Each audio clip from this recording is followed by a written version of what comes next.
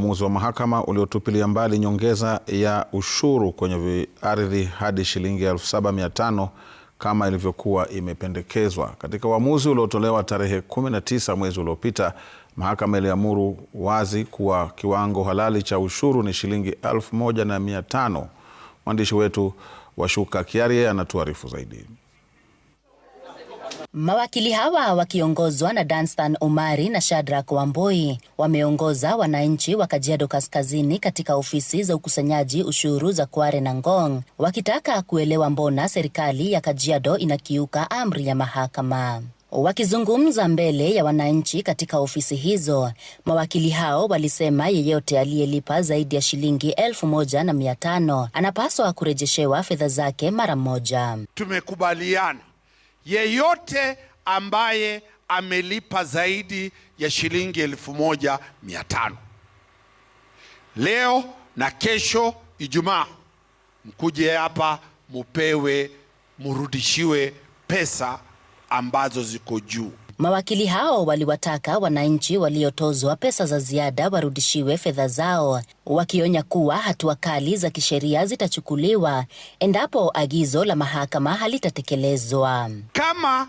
kuna mtu hatarudishiwa pesa siku ya Jumatatu, sisi tutarudi kwa mahakama kutafuta yule aliyechukua hizo fedha, ambaye ni mfanyikazi wa serikali, kuanzia governor, kuanzia waziri, kuanzia wafanyikazi hapa. Tutawaweka ndani kwa miezi 6. Hatuna vita na mtu yoyote, ni kila mtu kama alikula Biblia ili aweze kuhudumia mwananchi, afanye nini? Ahudumie mwananchi wa kawaida, si ndio?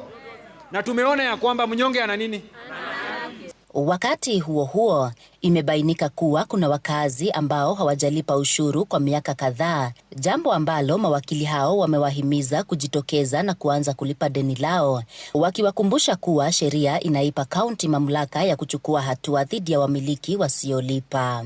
Mukuje, munegotiate, muanze kulipa, sababu serikali ya kaunti ina nguvu kuchukua shamba kama hujalipa. Lengo kuu ya haya yote, mawakili hao wamesisitiza, ni kurejesha imani kwa wananchi kwa mfumo wa haki wa kuhakikisha kuwa maamuzi ya mahakama yanaheshimiwa kikamilifu. Tumekuja kuwapatia ile confidence ya kwamba haki inatendeka kwenye mahakama yetu.